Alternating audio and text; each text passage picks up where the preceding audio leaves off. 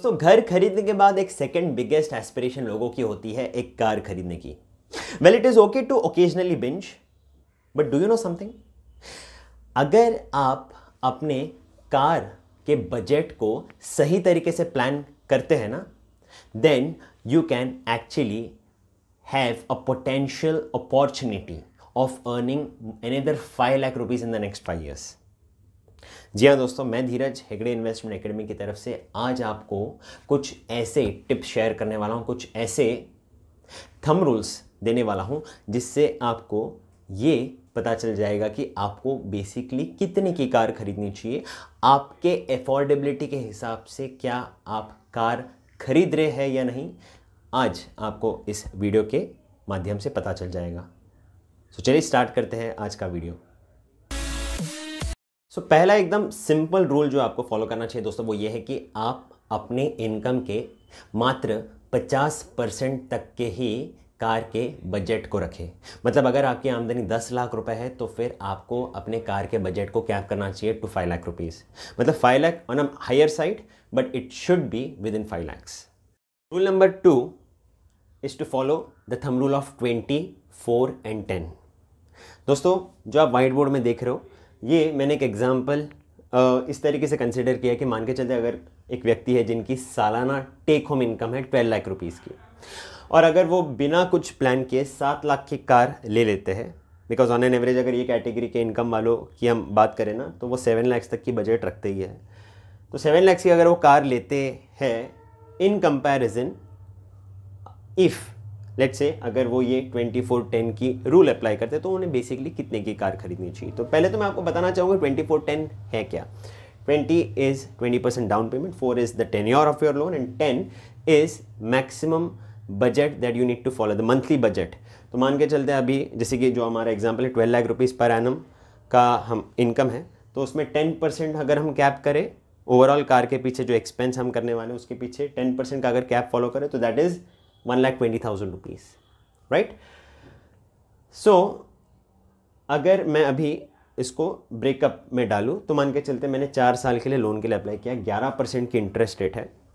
अब 1,20,000 मतलब महीना अगर उसको मैं कन्वर्ट करूँ तो वो होता है 10,000 रुपीज़। 10,000 रुपीज़ में 1,000 rupees a month, that is 12,000 rupees per annum मैं इंश्योरेंस और मेंटेनेंस के पीछे लगा रहा हूँ। अब बाकी जो मेरा बच रहा है विच इज़ 9,000 रुपीज़, मैं अगर ऑटो लोन EMI के पीछे लगाता हूँ तो मेरा मैक्सिमम लोन जो होगा वो रहेगा 3.5 लाख। दोस्तों ये 3.5 lakh is nothing but 80% of the cars value, which means 100% अगर मैं कैलकुलेट करूँ तो होता है 4,20,000 रुपये। तो 7 लाख नहीं, 4,20,000 की आपको कार खरीदनी चाहिए। दैट मीन्स अगर हम यहाँ पर डिफरेंस देखें 2,80,000 की डिफरेंस होती है, और यही जो पैसा जो आपने सेव किया 2,80,000 अगर आपने इन्वेस्ट किया ना 5 सालों के लिए, 12% अगर आपने कमाया अपने इन्वेस्टमेंट में, तो आपकी फ़ंड वैल्यू हो जाएगी 5 लाख रुपए। मतलब आज से 5 साल बाद 5 लाख रुपए आपके पास रेडी हो जाएंगे। तो ये है फंडा। अगर आप 24-10 का रूल अप्लाई करते हो तो आपको एग्जैक्टली ये पता चल जाएगा कि आप कितने की कार खरीद सकते हो। Rule number 3 is to avoid negative compounding.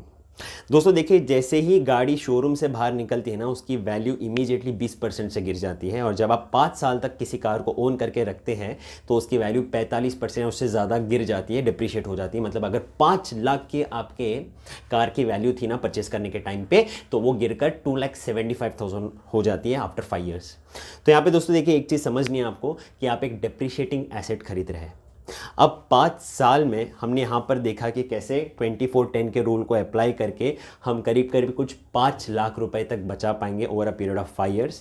Similarly यहाँ पर हमें 4,20,000 की गाड़ी खरीदने की रिकमेंडेशन आ रही थी, और हमने यहाँ पर बिना कोई कैलकुलेशन फॉलो करके 7 लाख की कार खरीदी। तो यहाँ पे 7 लाख से कार के पीछे दोस्तों हमको करीब करीब कुछ 5,40,000 तक का लोन लेना पड़ेगा, और ज़्यादा लोन अगर है तो दैट मीन्स ज़्यादा इंटरेस्ट भी पे करना पड़ेगा।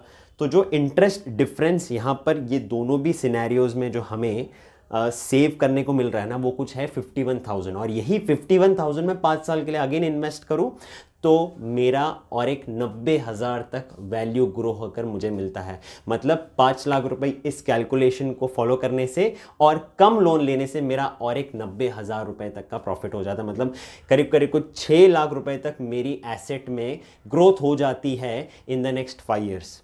और दोस्तों ये 6 लाख रुपए आप चाहे तो अपने बच्चों के पढ़ाई के पीछे, उनके लॉन्ग टर्म एजुकेशन गोल्स के पीछे आप इन्वेस्ट कर सकते हो, या अपने ओल्ड एज के लिए इन्वेस्ट कर सकते हो, या जो मर्जी आपको फॉरेन वेकेशन करनी थी वो आप कर सकते हो। तो देखिए यहां पर एक चीज समझनी है, अनलेस एंड अनटिल हम ये नीड एनालिसिस नहीं करते ना, हम एग्जैक्टली ये नहीं समझ पाते कि हमारी अफोर्डेबिलिटी बेसिकली कितनी है कार खरीदने की, तब तक हम ये नहीं पहचान पाएंगे कि हमें कितने की कार खरीदनी चाहिए। And we may end up actually doing this. So to avoid this, follow the 24-10 rule and always ensure that you are avoiding the negative compounding. Rule number 4, last but not the least, no savings means no car.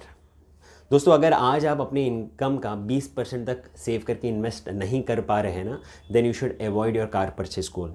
Because अगर हम ये thumb rule भी follow करें 24-10 की, तो यहाँ पर मैंने 10% ऑफ योर इनकम मैंने रिकमेंड किया है कि आपको लगाना चाहिए EMI, इंश्योरेंस और मेंटेनेंस के पीछे। बट अगर आज आपके इनकम में मान के चलते कुछ रूम है जहाँ पर आप उस पैसों को, सरप्लस को इन्वेस्ट कर सकते हो या स्पेंड कर सकते हो। बट यहाँ पर एक ही चीज़ दोस्तों ध्यान में रखिएगा, अगर आप आज इन्वेस्ट नहीं, अगर आपने अभी तक स्टार्ट किया तो पहले प्लीज़ उसको प्रायोरिटी दीजिए। वो करने के बाद अगर आपके हाथ में पैसे बच रहे which is like 10% of your income, then you should consider buying the car. अगर ये नहीं हो रहा है आज, then postpone your car purchase goal till the time your income increases. But please ensure that you are investing 20% of your income towards your long term goals. अंत में दोस्तों इतना ही कहना चाहूँगा कि आप अपने अफोर्डेबिलिटी को पहचानिए। बिकॉज देखिए जब हम कार खरीदने का सोचते हैं ना, मन में बहुत एक्साइटमेंट रहती है कि नया कार आएगा, ये सारे फीचर्स रहेंगे, हम लॉन्ग ड्राइव पे जाएंगे, बहुत एक्साइटमेंट रहता है।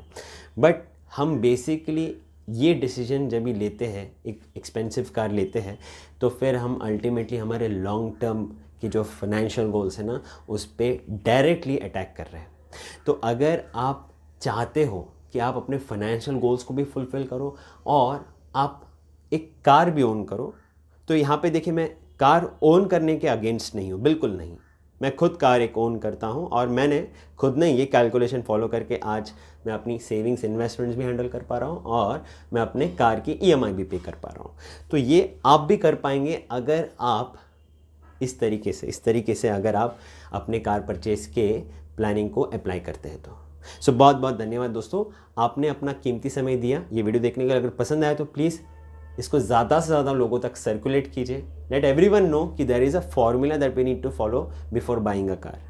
और अगर आपको पसंद आया है तो प्लीज़ मेरे इस वीडियो को लाइक कीजिए और चैनल को अगर आपने अभी तक सब्सक्राइब नहीं किया तो प्लीज़ चैनल को सब्सक्राइब करके कमेंट करके मुझे बताइए कि आपको ये वीडियो कैसे लगा।